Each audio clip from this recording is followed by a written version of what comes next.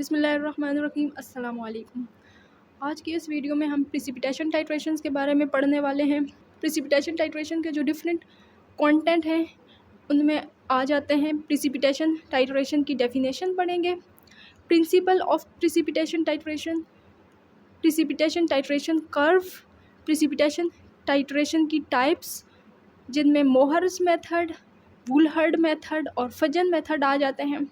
इसके अलावा applications of precipitation titration पढ़ेंगे।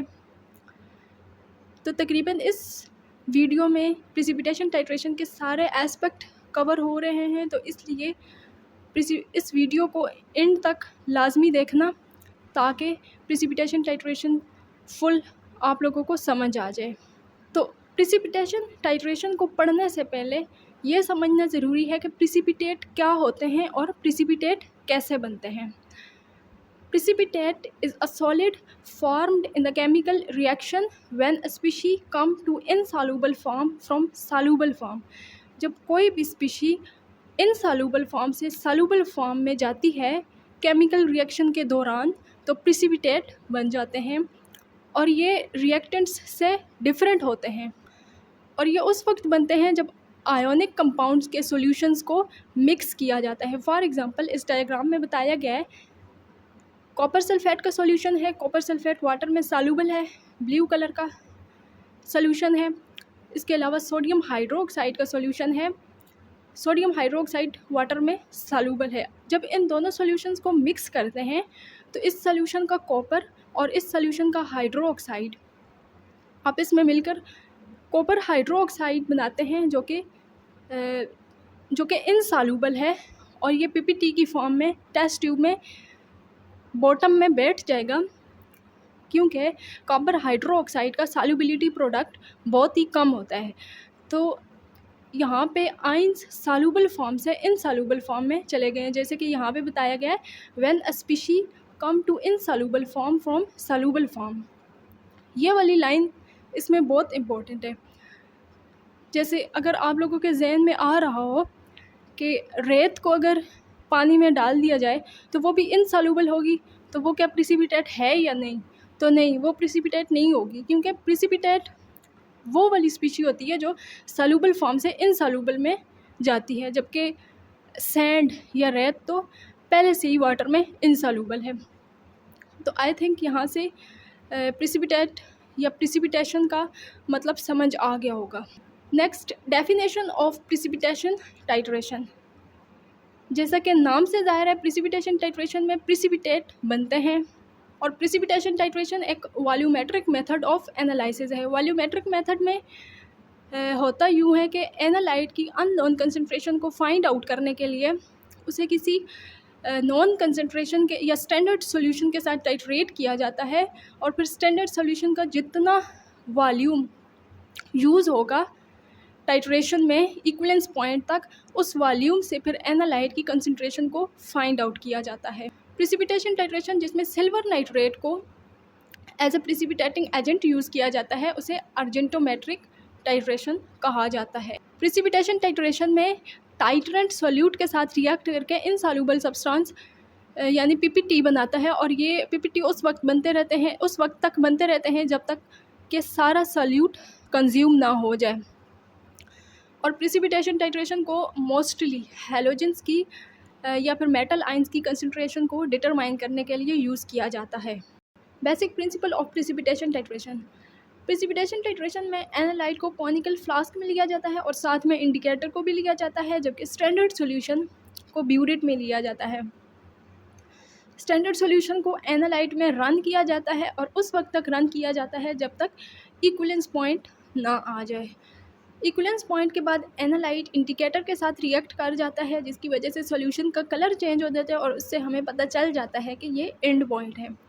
तो इक्विवेलेंस पॉइंट तक जितना टाइट्रेंट या स्टैंडर्ड सॉल्यूशन या प्रिसिपिटेटिंग एजेंट जितना यूज़ होगा उतनी ही एनालाइट की कंसंट्रेशन होगी। तो यही है प्रिसिपिटेशन टाइट्रेशन का basic principle. Amount of added precipitating agent is equal to the amount of compound that is precipitated। Example of precipitation titration। For example हमारे पास एक सैम्पल सॉल्यूशन है, इसमें क्लोराइड आयन प्रेजेंट हैं और उनकी कंसंट्रेशन अननोन है। तो उसको हम किसी नॉन कंसंट्रेशन के सिल्वर नाइट्रेट सॉल्यूशन के साथ टाइट्रेट करेंगे, सिल्वर रिएक्ट करेंगे क्लोराइड आयन के साथ और बनाएंगे सिल्वर क्लोराइड जो कि सॉलिड है। टाइट्रेशन के दौरान सिल्वर क्लोराइड फ्लास्क के बॉटम में सेटल करेगा और इसका कलर वाइट होगा। जो जो टाइट्रेशन प्रोसीड करेगी, इक्विवेलेंस पॉइंट आ जाएगा तो सारे क्लोराइड कंज्यूम हो जाएंगे। उसके बाद जो सिल्वर नाइट्रेट का एक्स्ट्रा ड्रॉप आएगा वो इंडिकेटर के साथ रिएक्ट करेगा, जिसकी वजह से इंडिकेटर का कलर चेंज हो जाएगा और ये इंडिकेशन होगी कि प्रिसिपिटेशन टाइट्रेशन कंप्लीट है। प्रिसिपिटेशन टाइट्रेशन कर्व, अब इसमें वॉल्यूम ऑफ प्रिसिपिटेटिंग एजेंट या वॉल्यूम ऑफ सिल्वर नाइट्रेट को वाई एक्सिस के अलोंग प्लॉट किया गया है, जबकि कंसंट्रेशन ऑफ सोडियम क्लोराइड को एक्स एक्सिस के अलोंग प्लॉट किया गया है। अब ये स्ट्रेट लाइन ग्राफ है, इससे ये शो हो रहा है कि जैसे जैसे एनालाइट की कंसंट्रेशन बढ़ती जाएगी उतना ज़्यादा सिल्वर नाइट्रेट कंज्यूम होगा। तो जितना एनालाइट होगा उतना ही सिल्वर नाइट्रेट कंज्यूम होगा। तो सिल्वर नाइट्रेट की रेट ऑफ कंजम्पशन या वॉल्यूम जो कंज्यूम होगा उससे एनालाइट की कंसंट्रेशन को फाइंड आउट किया जा सकता है। Types of precipitation titration, precipitation titration को 3 टाइप्स में क्लासीफाई किया गया है। ये classification on the basis of and point detection और एप्लीकेशन की बेसिस पे है। तो वन बाय वन इनको पढ़ेंगे। फर्स्ट टाइप आ जाती है मोहर मेथड। मोहर मेथड क्लोराइड आयन की कंसंट्रेशन को डिटरमाइन करने के लिए यूज़ किया जाता है सिल्वर नाइट्रेट के सॉल्यूशन के साथ, और इसमें इंडिकेटर पोटाशियम क्रोमेट होता है। कॉनिकल फ्लास्क में एनालाइट जो कि क्लोराइड के आयंस या फिर ब्रोमाइड के आयंस भी हो सकते हैं लिए जाते हैं और साथ में इंडिकेटर को ऐड किया जाता है। ब्यूरेट में प्रिसिपिटेटिंग एजेंट जो कि सिल्वर नाइट्रेट है यहाँ पर वो लिया जाएगा, टाइट्रेशन को स्टार्ट किया जाएगा। तो सिल्वर नाइट्रेट के आयन सिल्वर जो है वो क्लोराइड के साथ रिएक्ट करके सिल्वर क्लोराइड का प्रिसिपिटेट बनाएगा। इक्विवेलेंस पॉइंट तक सिल्वर क्लोराइड की प्रिसिपिटेट बनते रहेंगे। इक्विवेलेंस पॉइंट के बाद जो ही एक्स्ट्रा ड्रॉप आएगा सिल्वर नाइट्रेट का तो वो इंडिकेटर के साथ रिएक्ट करेगा जो कि इस केस में पोटाशियम क्रोमेट है। तो सिल्वर आयन क्रोमेट आयन के साथ रिएक्ट करके सिल्वर क्रोमेट बनाएगा जो कि रेड कलर का है। तो रेड कलर इंडिकेशन है कि टाइट्रेशन कंप्लीट हो चुकी है। इक्विपमेंट नीडेड, मोहर मेथड में क्या क्या इक्विपमेंट चाहिए होते हैं उनमें आ जाते हैं burette, stand, pipettes, volumetric flask या फिर कॉनिकल फ्लास्क, मेजरिंग सिलेंडर वगैरह।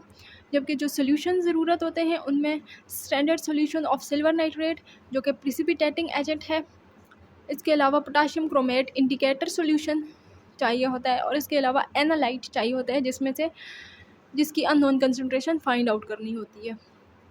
मेथड,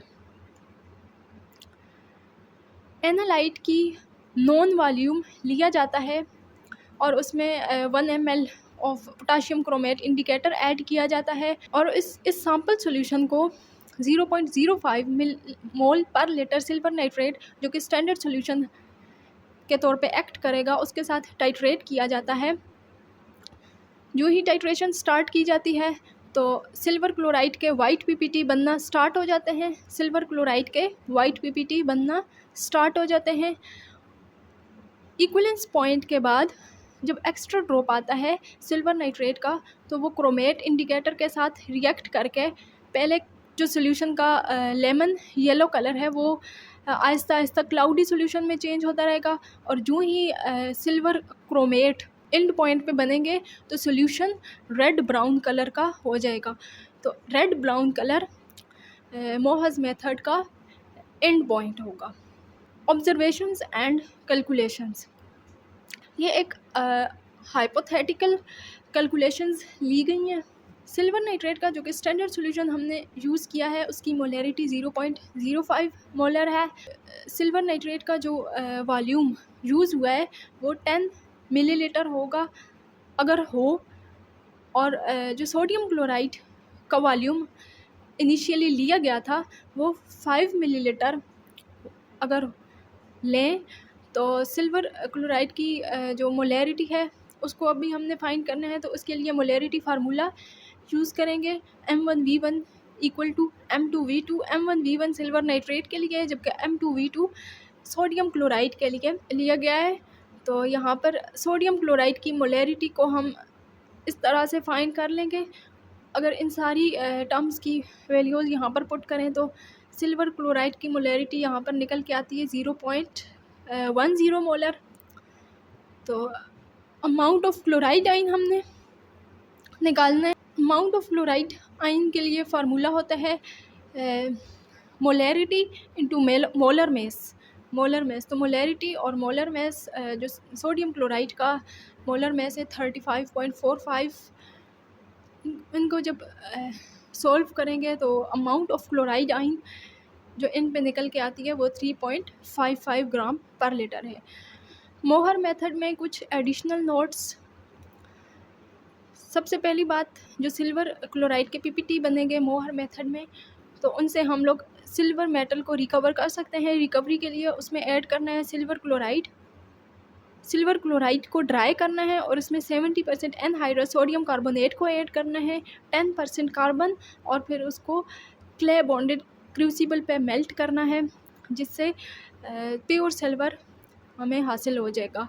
इसके अलावा मोहर मेथड उस सॉल्यूशन का किया जाता है जिसकी pH 6.5 से 9 हो। अगर pH ज़्यादा होगी, सॉल्यूशन बेसिक होगा, तो hydro oxide ion silver ion के साथ रिएक्ट करके सिल्वर हाइड्रो ऑक्साइड बनाएंगे। और अगर pH कम होगी तो H+ आयन की कंसंट्रेशन ज़्यादा होगी तो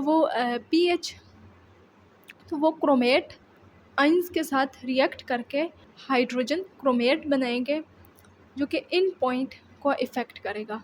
थर्ड पॉइंट आ जाता है मोहर मेथड क्लोराइड और ब्रोमाइड दोनों की अननोन कंसंट्रेशन को फाइंड आउट करने के लिए यूज़ किया जाता है। लेकिन अगर दोनों सेम कंसंट्रेशन में, क्लोराइड ब्रोमाइड दोनों सेम कंसंट्रेशन में प्रेजेंट होंगे तो उसमें ये मेथड थोड़ा प्रॉब्लम करेगा। इसलिए ये सिर्फ एट अ टाइम सिर्फ क्लोराइड या फिर सिर्फ ब्रोमाइड की कंसंट्रेशन को फाइंड आउट करने के लिए यूज़ किया जाता है। और ये मेथड आयोडाइड के लिए नहीं यूज़ किया जाता क्योंकि आयोडाइड के लिए अगर यूज़ करेंगे तो सिल्वर आयोडाइड बनेगा जो कि क्रोमेट आयन को एब्जॉर्ब करेगा और वो फिर इंडिकेटर को डिस्टर्ब करेगा, तो ज़ाहिर सी बात है इन पॉइंट फिर डिस्टर्ब होगा।